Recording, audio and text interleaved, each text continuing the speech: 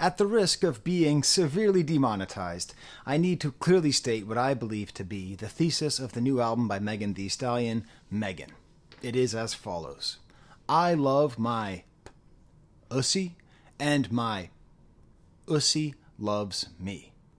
Now, I know it's kind of shocking, it may be funny, you may sort of smile at it or recoil and think about the children, but I think it's actually important to take this idea of loving one's ussy and having one's ussy love them back in proper feminist context. Now, I have so much I could say about this album. Matter of fact, I'm going to go through what some rhetoricians would call preterition right now, where I say a whole bunch of stuff that I'm not going to say. To give you an idea, I could go on the theory, which I think is correct, which is that mainstream rap, in terms of bars and lyrical ability and flow, is being dominated by female rappers, that male rappers tend to be going more towards melodic vibes, and female rappers have sort of picked up the slack. I would go as far as to say that Megan Thee Stallion may be the best rapper's rapper in the mainstream right now.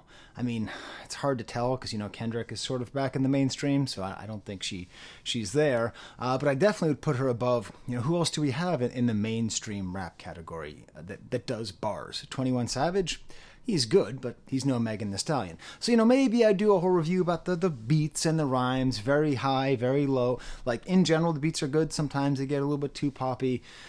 I could have maybe gone on some sort of rant about how I'm a little tired of rappers, especially female rappers, talking about people on the internet, talking about them. It's just a little bit boring. It feels a little too of the moment. I could have gone to a whole thing about the snake imagery, which I'll touch on briefly, and might seem to contradict everything else I'm going to say, but it doesn't. The point is, it's a very full album. It's a long album. It's very stuffed. But I want to return to my central premise, which is this is an album largely about Megan Thee Stallion's vagina. Okay? It is a character in and of itself, and it feels to me this album is as much about it as it is about her, and that in a way it is creating some kind of equivalency between the two. 1996. The author, the playwright, now known just as the letter V, previously known as Eve Ensler, I'll let you guess why she calls herself V now, made maybe the most important piece of political theater of the 20th century called the VAG1NA Monologues. I remember when this came out, I was like a teenager, and I was like, okay? Now maybe you grew up on the internet. Maybe you grew up in an age after the VAG1NA Monologues, but I can tell you it was shocking. It was, an entire hour plus of women talking about their own private parts. The taboo that was broken, the mainstreaming of a lot of very deep feminist ideas. I haven't seen such a great mainstreaming of feminist ideas since Barbie last year, or since Brat earlier this month, This idea of celebrating the vagina is and was a very important political act. Thank you for auditing the Always Positive New Music Review Show, hosted by a French professor who every single time I've talked about Megan Thee Stallion, I end up bringing up French proto-feminist Simone de Beauvoir's The Second Sex. Came out in 1946, full 50 years before the VAG1NA Monologues. One could say that, the second sex crawled so that the VAG1NA Monologues could walk, and so that Megan Thee Stallion could twerk. God damn, I regret that. That joke seemed funny. Said it, but it's not good. I'm just going to say run. Can I go back to run? Ouch. If you just left this video, I don't blame you. That was a bad joke. Anyways, I bring her up in like every single video about Megan Thee Stallion because I really enjoy Simone de Beauvoir's work, and I really think that the kind of positioning that Megan Thee Stallion takes fits really well with a sort of idealized version of what a woman in a public space can be. In particular, this question of, should we talk about vaginas? She talks about how little girls are discouraged from talking about vaginas, how it always creates kind of a hubbub, and it's true, right? If you have like a couple little kids, one boy and one girl, and the boy comes in and it's like, my penis is itchy, you might laugh. But if a girl comes in front of the whole family and says, my vagina's itchy, probably you will get more of a negative reaction. Why? Well, it's all because of patriarchy. Although it's also perhaps part of biology as well, which is what Simone de Beauvoir explains. I'm going to quote some of the second sex for you. I would have my actual copy of it that I just bought recently, the most recent translation into English, but my my daughter took it with her to her feminist pre-college program. So what am I going to do? Huh? Get mad get mad at her? No reverence or tenderness towards her genitals, a girl feels. They do not direct attention to that secret organ, invisible except for the covering and not to be grasped in the hand. In a sense, she has no sex organ. The girl finds herself situated in the world differently from the boy, and a constellation of factors can transform this difference in her eyes into an inferiority. Simone de Beauvoir is able to illustrate with great detail, especially simply about urinating, how these biological differences end up getting translated through society to instill in little girls, and therefore eventually women, a sense of inferiority towards boys. It's societal and biological. Quote, extremely concerned about everything that happens inside her, she is from the start much more opaque to her own eyes, more profoundly immersed in the obscure mystery of life than is the male. Because he has an alter ego. His dingus. He has an alter ego in whom he sees himself, a symbol of autonomy, of transcendence, but the little girl cannot incarnate in any part of herself, meaning that boys can incarnate themselves and their feelings into their penises, and girls cannot. But they do. That's the whole point.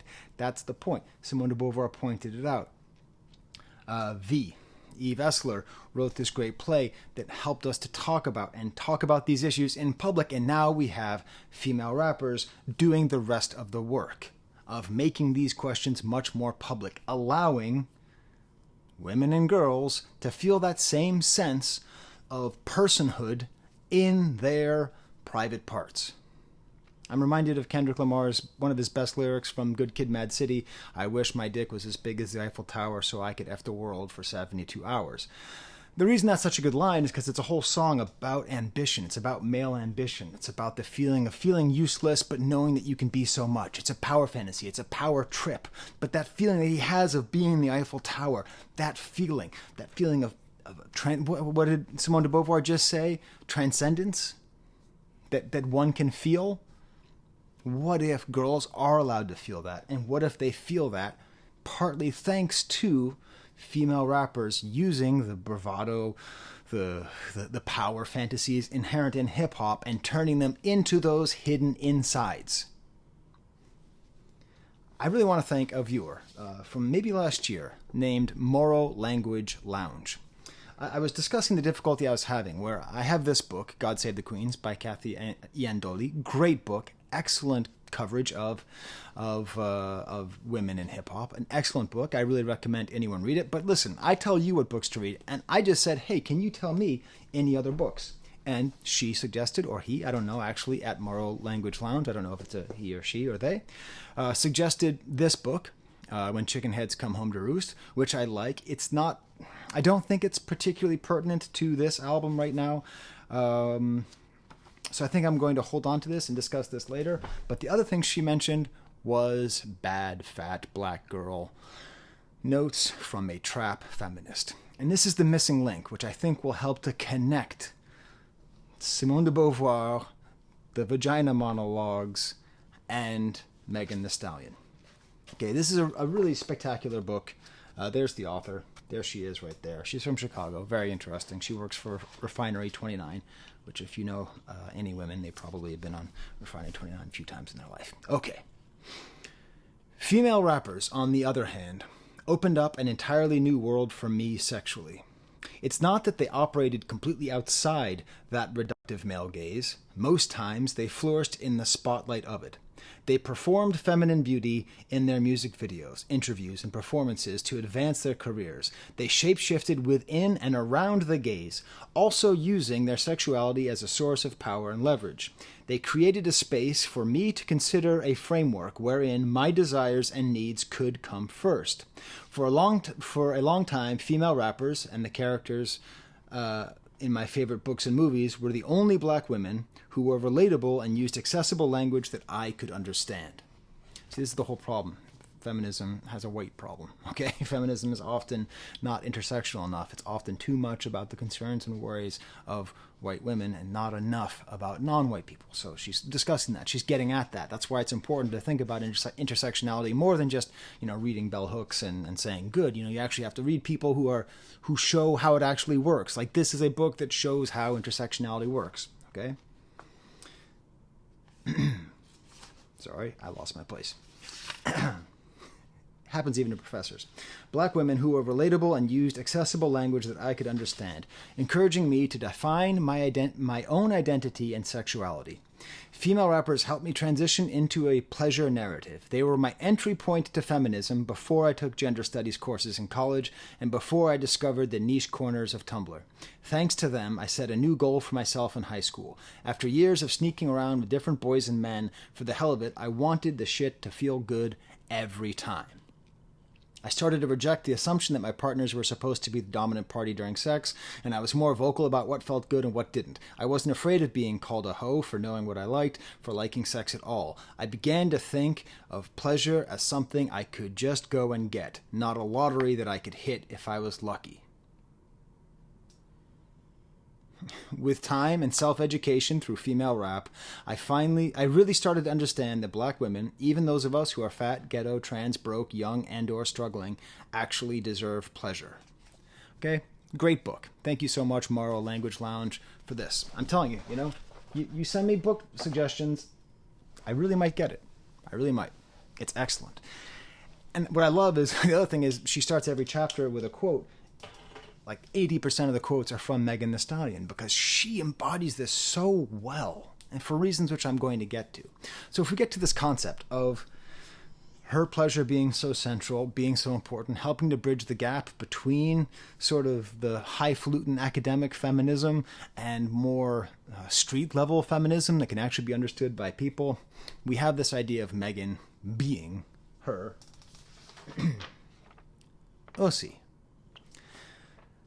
I'm just going to do one more philosophical thing and talk about metonymy and synecdoche. Okay, I'm a big fan of Henry Jacobson, this great philosopher, who talked a lot about how basically poetic language has two structures, metaphor and metonymy. So metaphor is substitution. A great example in this album is Megan calls herself a cobra, calls herself a snake. So that's the poetic replacement, right? If you say, like, I am a dog, you're not saying you're like a dog, you are saying that you are that thing. It is a substitution, it is a replacement. That's, Jacobson would say, primarily the realm of poetry. There's also metonymy, which is where you replace the thing you are talking about by something associated with it. Okay? So if you call the Queen of England the Crown, as an example, that's associated with a queen, but it's not the queen herself. Do you see? It's connected. Or Silicon Valley to represent the entire tech industry, or DC to represent the American government. But there's a particular form of metonymy called synecdoche, Synecdoche. You might say it synecdoche. I don't blame you. Never make fun of someone who mispronounces something. It means they read. So synecdoche is when a part represents the whole. So if you say, check out my new wheels, and you're talking about your car. Or it was just July 4th. It's the Stars and Stripes. No, it's the flag. It's the whole flag, but you call it the Stars and Stripes. Maybe you went out during July 4th. You were in your new wheels, flying the Stars and Stripes, and you went to the beach and jumped out onto the waves. Right? The waves represent the entire ocean. I believe that in this album, Megan's Ussy is synecdochally her. It represents her strength, her fearlessness, her sexuality, the primacy of self-care, and her fearlessness in the face of what women are and are not supposed to do and supposed to be. And the reason I find this so interesting is that female rappers quite often, of course, they've talked about their Ussies since Lil' Kim and Foxy Brown days. But because women are so often reduced to body parts, right? That's just a sad truth. Very often it seems like it goes to the question of one's posterior, of one's butt, right? One's booty, one's ass, okay? That tends to be, if there's any sort of synecdochal reduction of a woman, it is to that. Something which can twerk, something which can go up and down, something which is public. if you are synecdocally describing yourself through your private parts, you are describing something private, something unseen. She is taking the inside, the unseen, and making that her public face, which I think makes it more interesting than just being thickness, or being boobs, or being a butt. To wit, I have gone through the album and count every single time she has said the word ussy. Would you like to guess? Tell me in the comments. You take a guess. I'm going to have a sip of water. If you like this video so far, AVAA stands for awesome video as always. The V can stand for something else if you want in this case. And I will always heart that comment. Smash the like bucket, subscribe. Did you write down how many times you think the word is said? 64. 64 times. Some songs not at all. So what I'm going to do is I'm going to go through the entire album, breaking down every time it's used. And then while I touch on that, I'll also talk about the songs, because I've been listening to the album. I've been loving the album, you know. So I'm going to start off with what I think is the most powerful in both. This needs to be displayed better. I'll be talking about She-Hulk too, don't worry. I'll be talking about She-Hulk. She's important. So, the song is Downstairs DJ, produced by Honorable C Note, a song in which she says ussy 17 times. Click above. I'll get up to that soon as well. Great ricky-ticky hi-hats, pulsing sounds, tinkling sounds, great beat. It's a great bed for this whole song, which begins with the line that I began this entire review with: I love my ussy and my ussy love me. Play with her for a little while, then I fall asleep. I asked the jeweler, can you make a crown shaped like a V, cause the B word is a queen and she need a little bling. 2 fingers give me peace, which hand finna cheat. Then I sleep in my own wet spot in the sheets. Can't stress me if you can't sex me. Finna get lockjaw trying to impress me. I love my ussy. My ussy loves me. This whole song, which is not about other men, it's not about other women, it's not about other people, it's about her. It's a song largely about masturbation, and it's about these little details that speak of truth. You know, in the 90s, around the same time that the VAG1NA Monologues came out, a sort of one-hit wonder, I think they were from Australia, called the Divinals, released a song called I Touch Myself. And it was great. It was scandalous because it was like, oh my God, I touched myself. But there weren't details about wet spots or how many fingers or switching hands, pretending to cheat, you know? None of that was in here. And this is what's important. That's the thing she was talking about.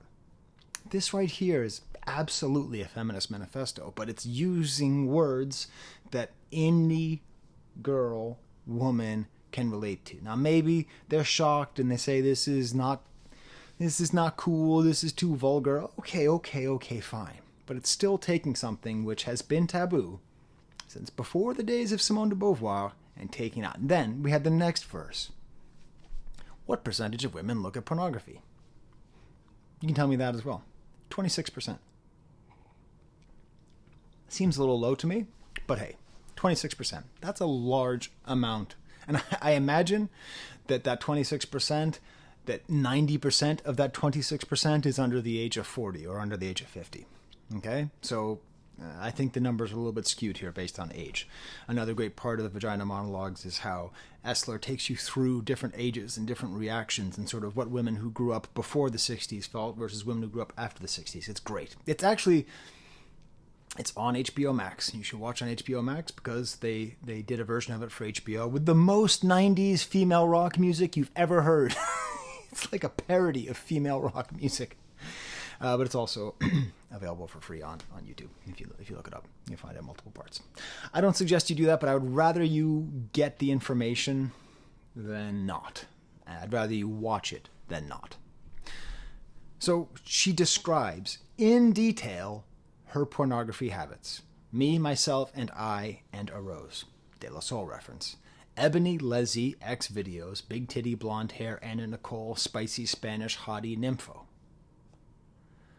These are her sex terms. Okay, I remember very clearly when Kanye West was on, I think it was Jimmy Kimmel, and he like discussed his pornography habits.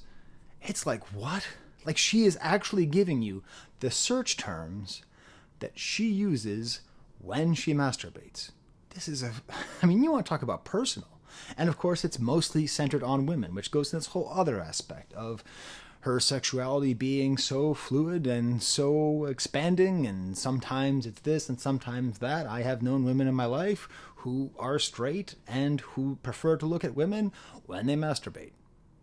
I've had conversations. It's been a long time, but I've had conversations, and I've been like, what? But that means you're gay.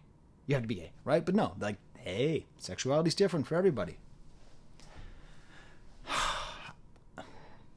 I'm having this conversation. You know what I'm saying?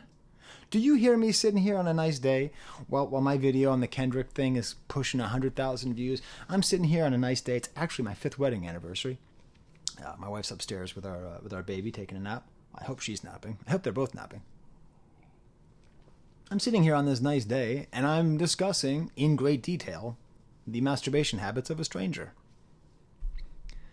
Great, just her rapping is just so good. There's these great, like, sexy voices in the back, and then the last verse you think is going to be about, like, someone else, but it's not really. Popped out like I've been in the toaster, put a ring on it, need a coaster, looking for me like I'm on a wanted poster. How is you a player if I coach ya? I'm a dime and the B word is a penny loafer. Walk in, serve body, category over. Got a real famous cat like my name Doja. Real sweet pearl, what's tea, boba? Describing her genitalia. In this B word, going dumb dolo. I got this ish look lathered up, no soap. Pimp juice, don't deserve all this mojo, reminiscing every time I post a photo. A Ready Player One fight, arcade mode till the batteries died. When I'm finna nut, let the CPU decide, faithful to myself because I do myself right.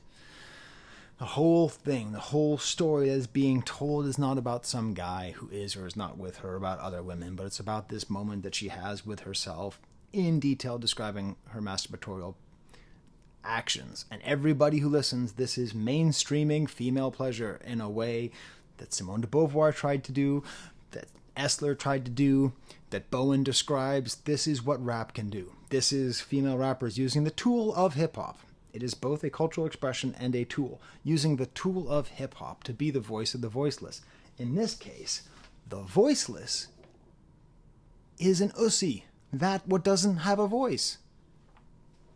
Why did I say that like I was like I was in Game of Thrones or something?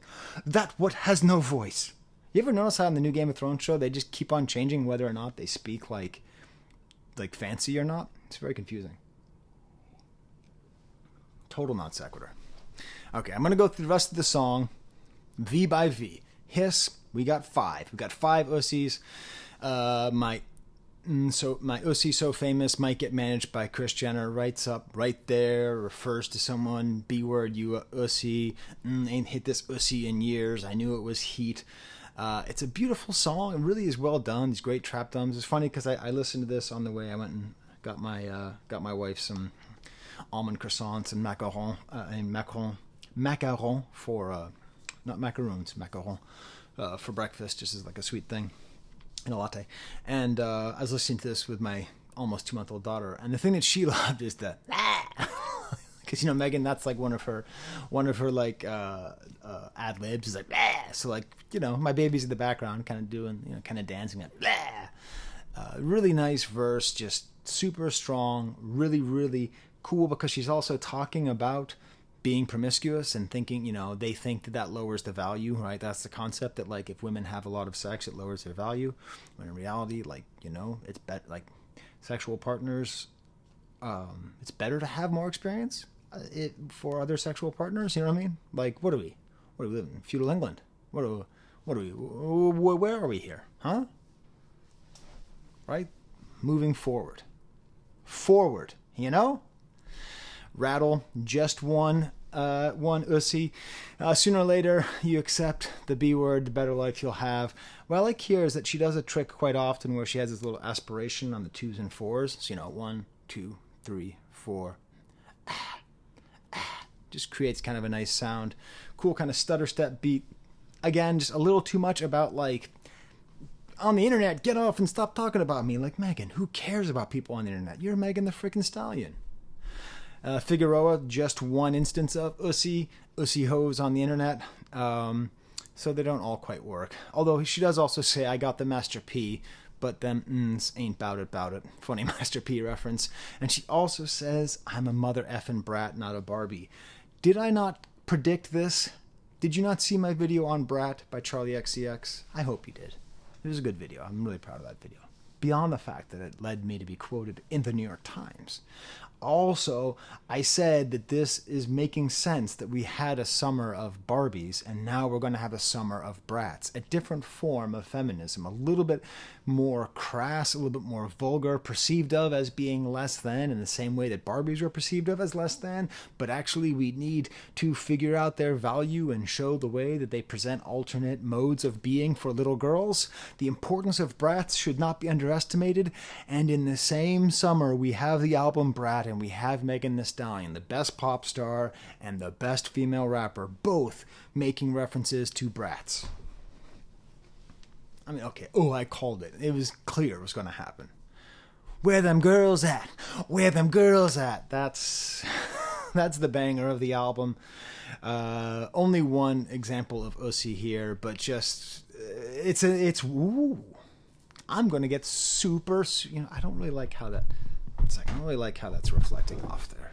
It's like I gotta move my props around here. But don't worry, I'm gonna talk about something like something basically cringy right here. So you're gonna want to stick around while I say something super cringe. Okay, we're talking the Hawk Tuah meme. I'm getting there. Okay. Nails check, hair check, face pretty, Ussy wet. Okay, now obviously, part of Megan Thee Stallion's rise to popularity is through the song WAP, right? There's been a thing that's been happening where the humidity of female genitalia has become a surrogate for the largeness of a man's penis. It's like that's the way that you emphasize dominance over other women, is that. But what's weird is how abstract it is. Because if this is nails check, hair check, face pretty, Ussy wet, like, she's like getting out ready for the day, like she's like trying to show how fierce she is. And then the way that she describes herself is through a state of sexual excitation, because that's what that means. That's what the wetness comes from. So, it's like, it'd be like if a dude's like, I'm looking so pretty, I'm ready to go out for a night. My hair looks good, my clothes look right, I got a whole huge boner. Like, no, dude. That's not how you express that you're ready to go. And this is how it's going to tie in to the Hawk Tuah meme, So the Hawk Tuah meme is this woman who's super excited about administering oral sex. Then she talks about literally spitting on men's penises in a way that's very visceral. And it's like what she's actually describing is not something that people want. The enthusiasm with which she says it is what people want. And I think that's the idea here behind this whole wet Ussy movement that we're living in, where it's like the female pleasure that is so important, that has been missing, that needed to be put into the dialogue by feminist radicals and female rappers.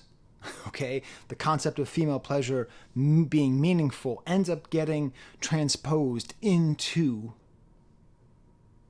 the wetness of one's genitals. So much like Hawk Tuah isn't actually about Hawk Tuah-ing, I don't think it's actually about that. It's more of a statement. At this point, while I was listening to the album, a commercial for Amazon came up and Megan Thee Stallion was there. I'll talk about that later. Broke His Heart, the number one Ussy song, produced by Tay Keith. She says it 29 times because it broke someone's heart. It broke someone's heart. It broke someone's heart. Made him trick. All that about the power that it has to fool men. I also I like girls and I like meaning men, both of them getting 8. It's really just this really important aspect of her music and her style, this sort of vague sexuality, which also gets touched on in this a lot as well. Sorry, Sesali, keep you back there. BAS, none. Doesn't mention Ussies even once. although it does say the expression, "he is my bidet," which is probably the grossest sex rap lyric of all time. Now listen, I'm not going to kink shame anybody. You what, 20 minutes in this, 30 minutes in this video? You think I'm going to, yo, man, that is, whew, hardcore. I do like the sample singing in the back, kind of like a male rapper here, basically like we both treat each other poorly. An interesting sort of... Simone de Beauvoir was with Jean-Paul Sartre, the philosopher, and they theoretically had sort of an open relationship, but it mostly went in one direction. But I guess basically the idea is sort of like that, you know, like we both mess around, so who cares? Otaku Hot Girl is the other thing I could have been talking about this whole album. This whole album I could have been talking about the Japanese themes of the album, because it's very Japanese, because apparently Megan Thee Stallion is really into anime. And now, because I watched one episode of Afro Samurai, I'm also really into anime. But I like it because it seems like she's using her fame to do something that she's interested in. You know, like Phil Collins, the singer. He has the world's biggest collection of Alamo memorabilia because he got famous and rich, so people will sell him the stuff, right? Like, why not use your fame to have cool hobbies? I like a tall woman with a great ass. She says that. We're going to talk more about her height later. Great atmosphere in the back. Find Out, next song. Only 2 instances here. Won't appear in his life. Again, it's sort of another song about being with somebody not in a monogamous, committed relationship. Boa, another song here. The words get kind of lost. Like, is my hearing going? Is my earring going? I don't have an earring. But I do like this one line. You want shit for TikTok, I make shit for hip hop. Absolutely. That's the truth. That's the truth. She does. God bless the female MCs in the mainstream who are forcing rhymes to stay there. And I love Playboi Carti. Okay, I love Travis Scott. I love all these other rappers who are like really interested in singing and using autotune and all that stuff. But someone's got to be writing bars in the mainstream. Mamushi featuring Yuki Chiba is another one of these Japanese kind of songs where she actually like raps in Japanese. Very cool, very awesome. It's really nice. It's a great cultural exchange here. More kind of snake imagery. Accent featuring Glorilla. No instances of the Usi word, but I love that she's working with Glorilla. I think Glorilla and Megan Thee Stallion are the 2 sort of like most interesting female rappers in the mainstream right now that are just really doing lots of great stuff. And I love this song is so focused on accents. My entire video on Glorilla was all about the way that she speaks. And even here she says, throw an R in any word that has a U in it. Funny. Simple, interesting melody in the back. Paper Together featuring Juicy J, Underground Kings. Produced by Juicy J and featuring the Underground Kings. It's okay. It's a little bit weird because like they're doing their kind of pimp lyrics, and you know I know that like you know Bun B's like they're great, but it's kind of a weird thing to have rappers who I don't even know. You know what? No, I'm not going to say that. I'm not going to say that because one thing that this book taught me, and that this book taught me as well, is that even though the sexist lyrics in rap is very coarse and can be seen as misogynist, it also does work on some level to sexually excite even female listeners, right? There's something about the severity, about the testosterone-ness of it, right? There is something about it. That's what's really interesting about this book, is it talks a lot about trying to sort of like balance like how you're supposed to feel as a feminist and how you actually might feel as a woman. And what do you do when those things go against each other? So that, you know, if you listen to, you know, pimp music, like, and it's like, and then I effed her, and then I hit her, and then I gave her to my friends, and then, you know, like, what if you listen to that and it turns you on and you're a woman? Like, you know, life's complicated. The other day I was talking about this video. My wife said, you know, your kids' friends sometimes watch your videos. Sorry. At this point, what? At this point, hopefully all my kids' friends are feminists and they should be able to handle it. Spin featuring Victoria Monet. Initially I was like, it's a damn R&B song, but I ended up liking it. I really like how hard Megan goes in her singing. I like the reference to Neymar. That's pretty fun. There's a weird weakness to the voice, to Monet's voice, which I really like. There's a kind of thinness to it, sort of unexpected. Then we get to the Stamp Downstairs DJ, Miami Blue, two mentions of the Ussy. Okay, this goes all the way back to that same theory I was talking about, right? That this age of Hawk Tuah, where it's like the outrageousness of the splash down and the drowning and the water, all of this really extreme imagery of vaginal secretion extreme imagery, VSEI. It is everywhere in rap music, and really, it goes back to the age of Hawk Tuah. It's the concept behind it, not the actual thing that we're talking about. Worthy, no Ussies in this one. Really like this song. This is a little bit more like the last album, more like the Traumazine album, where it's a lot more about like, I'm not worthless, I'm worthy. Sorry, if you hear that sound, that's my dog Bo. He's just like, I don't know what. He's like woke up from a nightmare. It's okay, boy. Here, you want to see my dogs? They're so sweet. Look at them. Look at them right there. Hey, Bo. Are you okay, buddy? Yeah, so that's that sound that you hear. Worthy is really nice, though, as a song. But stop licking, would you? It's a really nice song because that idea, I'm worthy, not worthless. It's simple, it's direct. So many people feel worthless in their life. I feel worthless in my life, or I used to feel worthless in my life. Most of my life I felt worthless. I don't anymore because I'm in a great marriage and I have a great family and I've done a ton of therapy and all that.